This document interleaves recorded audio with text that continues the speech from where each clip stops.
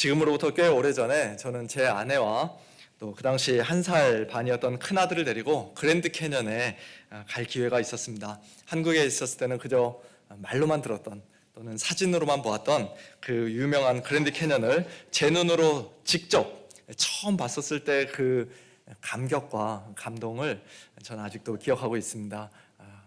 보통 감격이 아니었죠. 내가 여기에 와보다니 하면서 아주 굉장히 즐거웠던 그런 기억이 있습니다.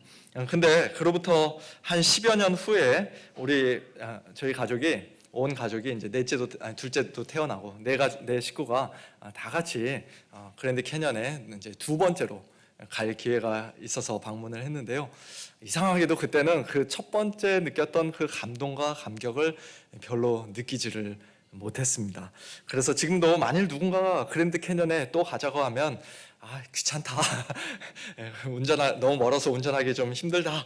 그러면서 차라리 예전에 가보지 않은 다른 곳을 가자고 말하지 않을까 싶습니다. 물론 예전에 제가 2번에 걸쳐서 보고 온 것은 웅장하고 장엄한 그랜드 캐년의 겨우 일부분에 불과했지만, 빙산의 일각에 불과했지만 헬리콥터인가요? 아니면 경비행기인가요? 그거 타고 하늘에서 봐야지 진짜 멋있다 그러고, 또는 저 계곡으로까지 내려가서 구경해야 진짜 구경하는 거라고 그런 말들을 하는데, 제가 그런 것들은 못 해봤습니다만, 그러나 어쨌든 2번이나 가본 것으로 만족하고 이제 아마 일부러 또 제가 그랜드 캐년까지 갈 일은 별로 없을 것 같습니다.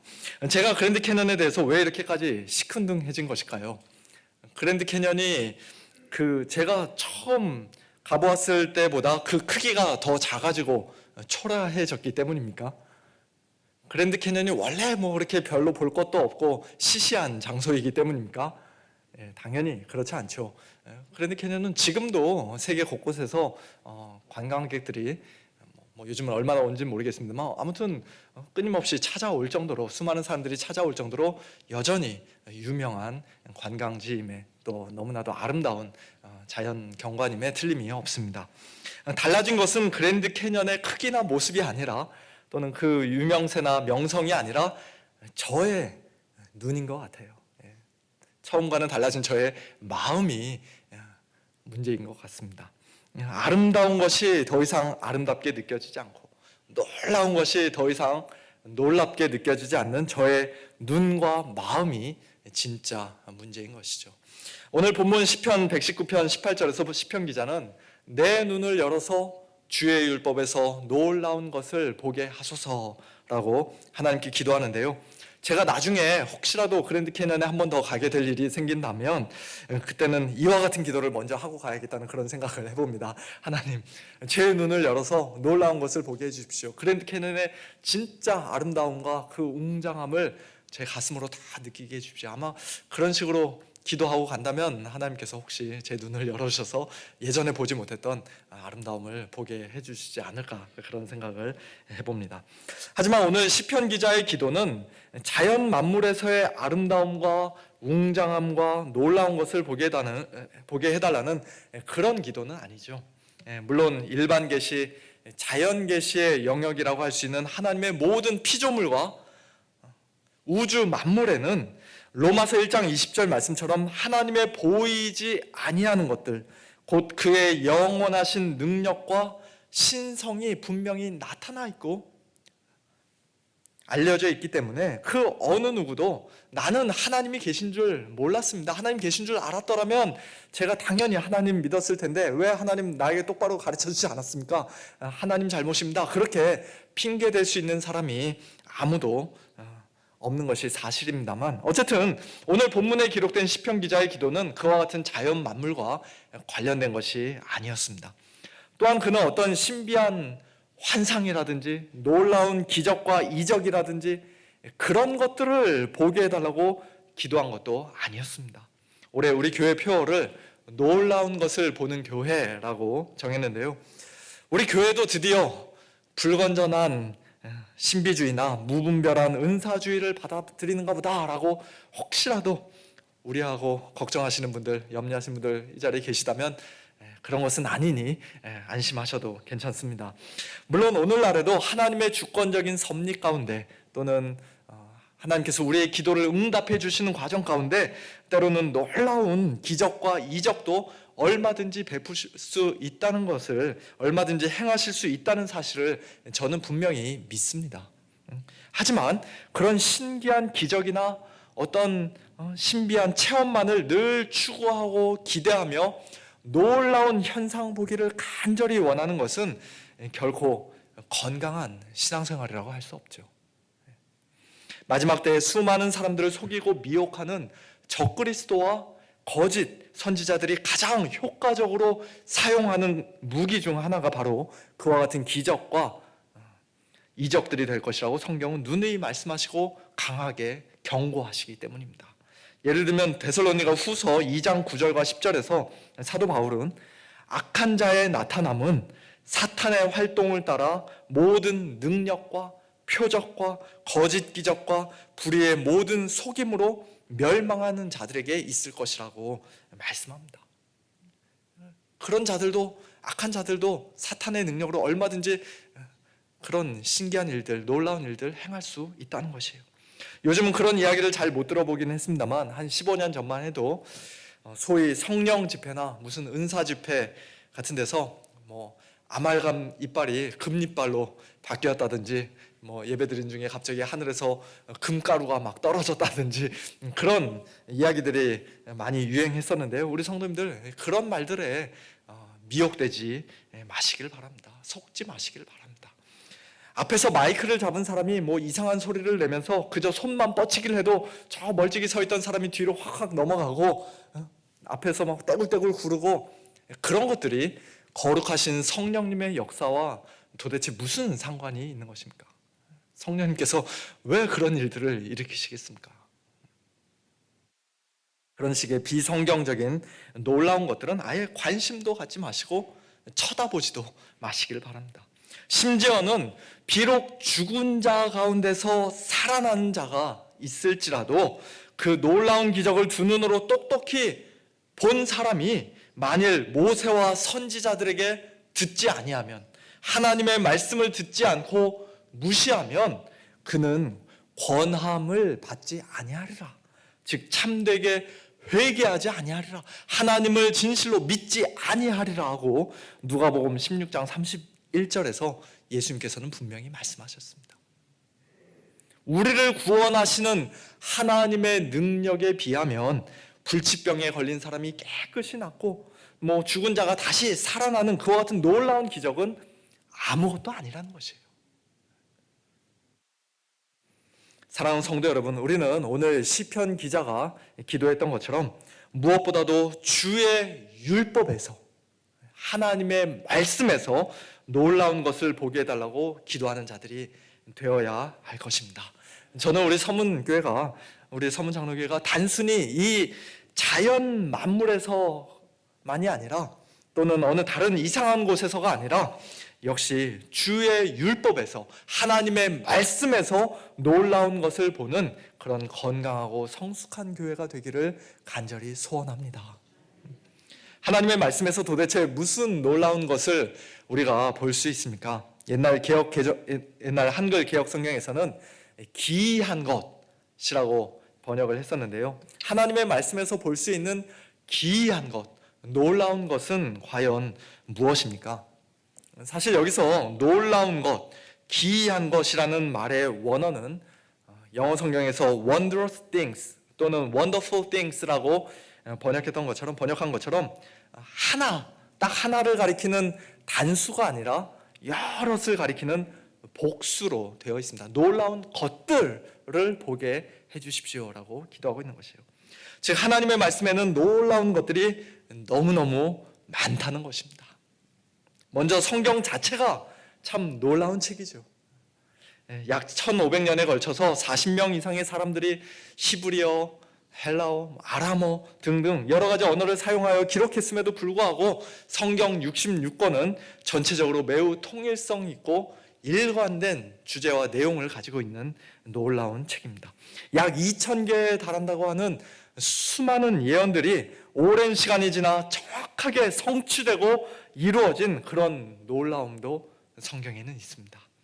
또한 많은 사본들을, 성경 사본들을 필사하는 과정에서, 옮겨 적고 베껴 쓰는 과정에서, 또는 다른 언어들로 번역하는 과정에서 비록 크고 작은 실수나 오류라고 할 만한 것들이 혹 있을지언정 처음 기록될 때 그 원본에 있어서는 하나님의 감동으로, 성령의 영감으로 쓰여진 정확무어한 하나님의 말씀임을, 진리의 말씀임을 우리는 분명히 믿습니다.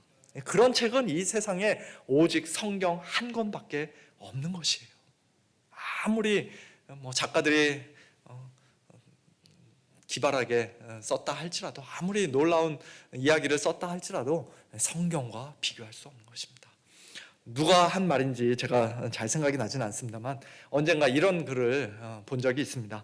세상의 모든 책들은 내가 그 책을 읽는 것이지만, 그러나 오직 성경만큼은 성경이 나를 읽는다. 정말 맞는 말이죠.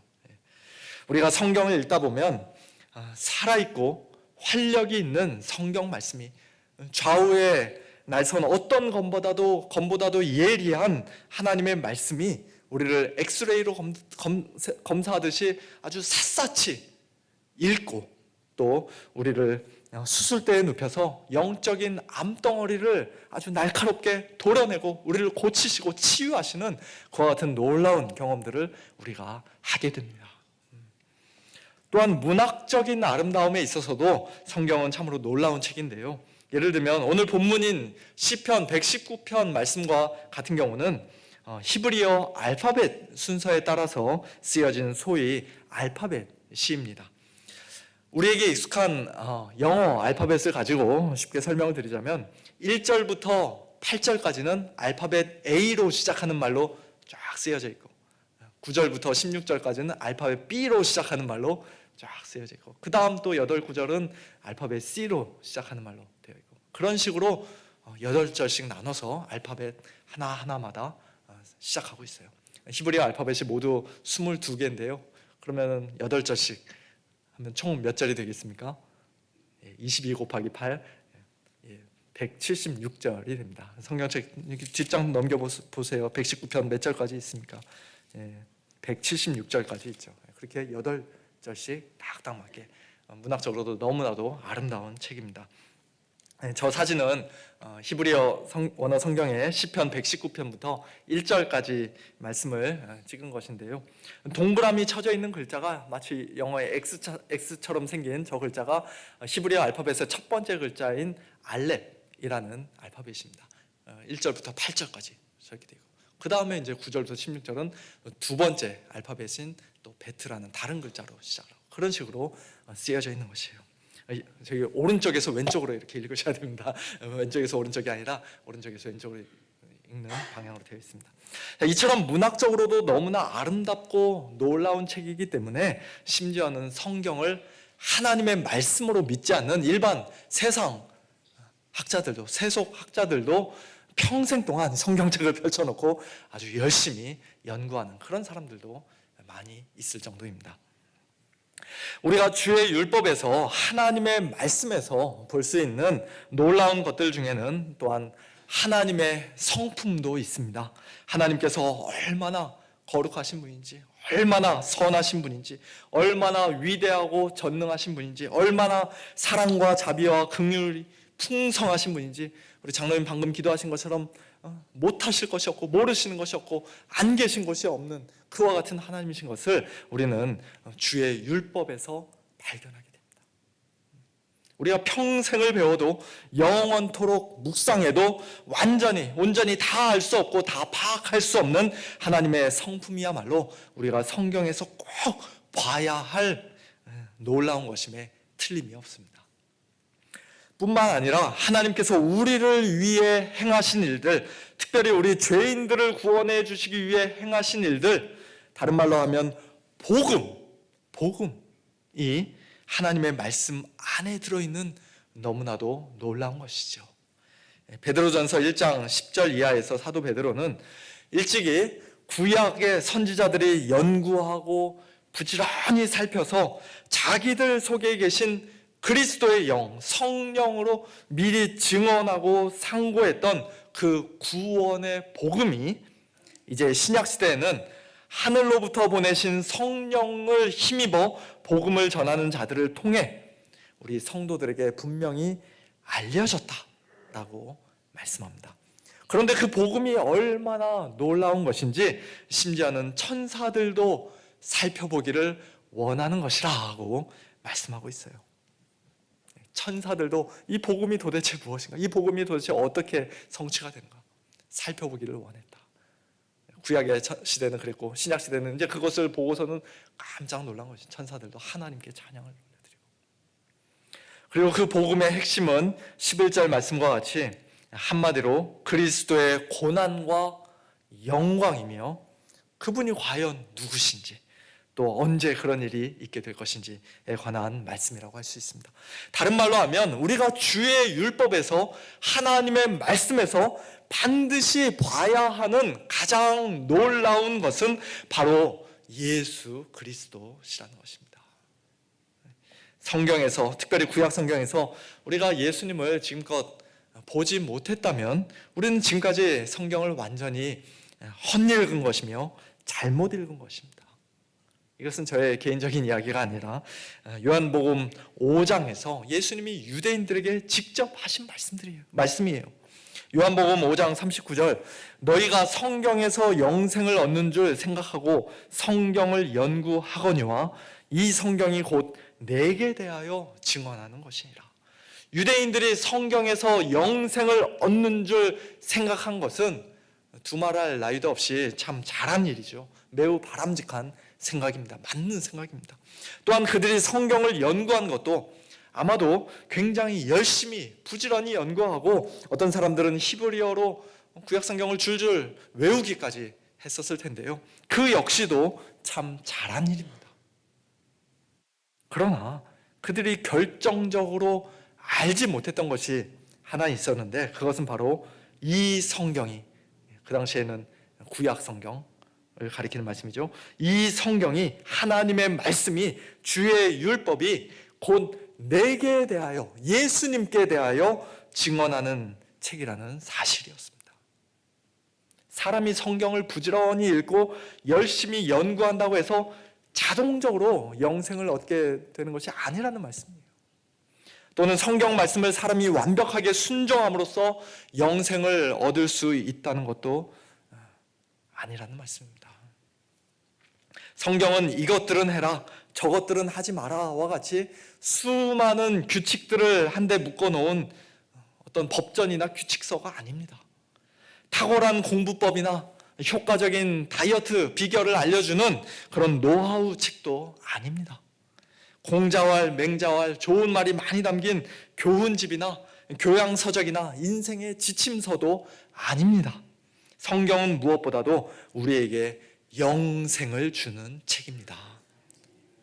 아멘이죠. 그런데 이 성경을 그런데 그 영생을 우리가 어떻게 얻을 수 있습니까? 성경이 증언하는 예수님을 주의 율법에서, 모든 성경에서 똑똑히 봄으로써, 예수님과의 인격적인 만남을 가짐으로써, 다른 말로 하면 예수님을 참되게 믿음으로써 우리는 영생을 얻습니다. 요한복음 5장 39절 바로 그 다음 절인 40절에서 예수님은 영생을 얻기 위해 성경을 많이 읽고 열심히 연구했던 그 유대인들에게 이렇게 말씀하세요. 그러나 너희가 영생을 얻기 위하여 내게 오기를 원하지 아니하는도다. 예수님께 두 손 들고 나아가기만 했다면, 믿음으로 나아가기만 했다면 영원한 생명 그 자체이신 예수님께서 그들에게도 영생을 주셨을 텐데, 그러나 그들은 구약 성경에서 예수님을 단 한 번도 제대로 본 적이 없었기에 지금 자기들 바로 눈앞에 서 계신 예수님을 전혀 알아보지 못했던 것입니다. 알고 싶어 하지도 않았고 예수님께 나아가려 하지도 않았고, 그러니 당연히 믿지도 못하고 영생을 얻지 못했던 것입니다. 사랑하는 성도 여러분, 주의 율법에서 하나님의 말씀에서, 이 성경에서 저와 여러분이 반드시 보아야 하는 가장 놀라운 것은 무엇보다도 우리에게 영생을 주시는 예수님이신 줄로 믿으시길 바랍니다. 성경이 증언하는 예수님을 보지 못하면, 그래서 예수님께 나아가지 않고 예수님을 믿지 않고 영생을 얻지 못하면 성경을 1년에 1독이 아니라 10독, 20독을 해도 10독, 20독을 해도 다 아무 소용이 없습니다. 평생 100독, 200독, 1000독을 했어도 그 안에서 예수님을 보지 못한 사람은 요한복음 5장에 나오는 저 유대인들과 하나도 다를 바가 없습니다. 성경을 무조건 많이 읽는 것이 중요한 것이 아니라 잘 읽어야 하는 것이에요. 제대로 읽는 것이 중요합니다.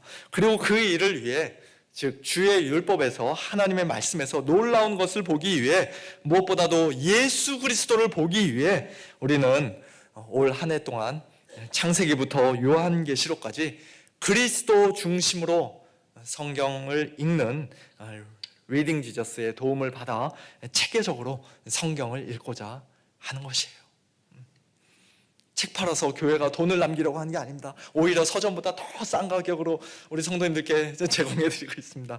단순히 몇몇 성도님들만이 아니라 우리 교회가 전체적으로, 교회적으로 이 성경 읽기에 함께 동참하면 좋겠습니다. 가능하면 저 교재도 구입하시고, 한꺼번에 구입하는 거 부담되시면 한 두어 달에 한 번씩, 한 달이나 두 달에 한 번씩, 한 권씩 천천히 구입해 가시면서 약 40주에 걸쳐 월요일부터 토요일까지 하루에 성경은 평균 5장 정도, 교재는 한두 페이지 정도 꾸준히 읽어 나가다 보면, 그리고 매주일 창세기면 창세기, 출애굽기면 출애굽기, 그 주간에 읽게 될 성경 각 권에 대한 아주 잘 만들어진 좋은 영상을 우리 교회 카톡 채널을 통해서 받아보시고, 또 매주일 이 강단에서도 그 똑같은 진도에 따라서 하나님 말씀을, 설교 말씀을 전하려고 하는데요. 그 말씀을 듣다 보면 우리 교회는 말 그대로 주의 율법에서 놀라운 것을 보는, 모든 성경에서 예수님을 보는,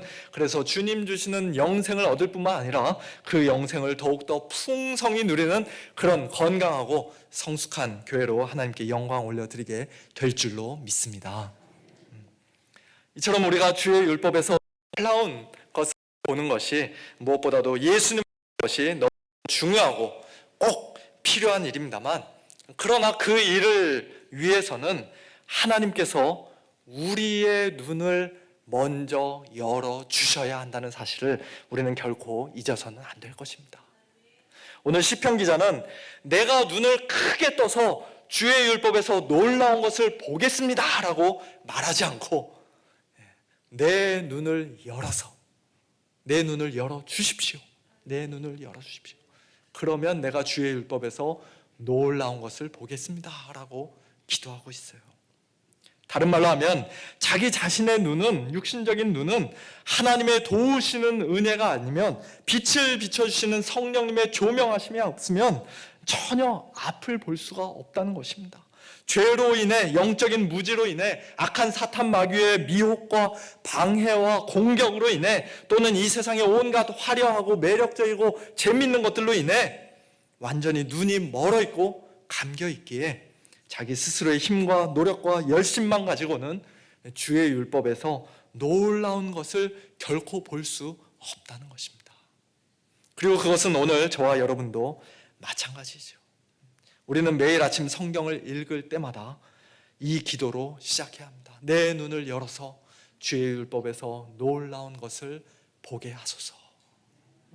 하나님께서 우리의 눈을 열어 놀라운 것을 보게 해주시지 않으면, 성령님께서 말씀을 깨닫게 해주시지 않으면, 우리는 비록 머리로는, 지식적으로는 무슨 내용인지 어느 정도 알 수 있고 이해할 수 있다 할지라도 그 지식이 우리의 마음을 뜨겁게 하거나, 또 우리로 하여금 예수님과의 친밀한 인격적인 교제, 영생을 풍성히 누리는 그런 생명의 교제를 나누도록 우리를 인도할 수는 없습니다. 우리는 하나님의 은혜가 아니면 우리 자신이 영적 진리에 관해서는 전혀 앞을 보지 못하는 맹인이라는 사실을 먼저 겸손히 인정해야 합니다.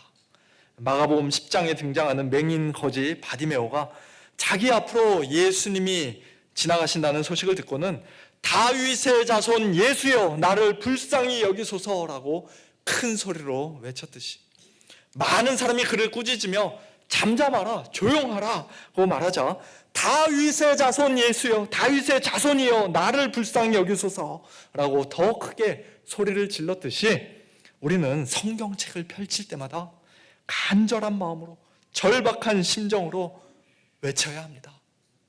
주여 나를 불쌍히 여기소서. 불쌍히 여기소서. 이처럼 자기 자신의 연약함과 부족함을 아는 자들, 자기가 앞 못 보는 맹인이라는 사실을 겸손히 인정하는 자들, 그래서 예수님께 도움을 요청하고 하나님의 은혜를 겸손히 구하는 자들은 네게 무엇을 하여 주기를 원하느냐라고 물으시는 예수님의 질문에 주저하지 않고 이렇게 대답할 것입니다.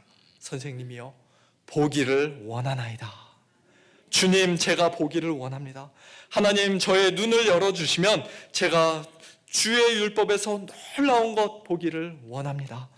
예수님을 더욱더 똑똑히 더욱더 분명히 보기를 원합니다.